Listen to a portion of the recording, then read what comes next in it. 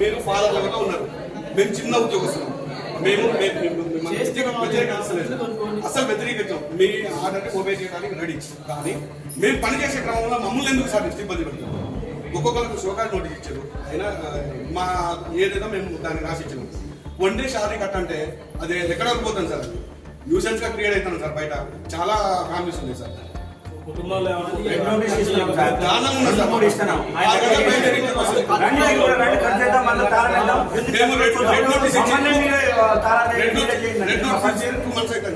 ఎవరి మీద యాక్షన్ చేయకుండా కలెక్షన్ అయిపోతుంది సార్.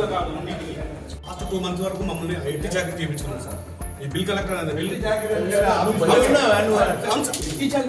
మా పని మేము చేసుకుంటే వస్తాం సార్. నా పేరు వస్తాం సార్. మా సమస్యల్లో ఇప్పుడు ఆల్రెడీ ఆడపిల్లల్ని చూడకుండా వాళ్ళకి సోగా ఇచ్చారు, తర్వాత మాకు ఇచ్చారు, తర్వాత ఇక్కడ వన్ డే షాదీ అంటారు.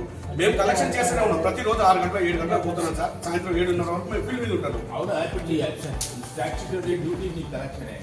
నాకు కూడా ఇచ్చింది షోకాజ్. నేనేం చెప్పాలా?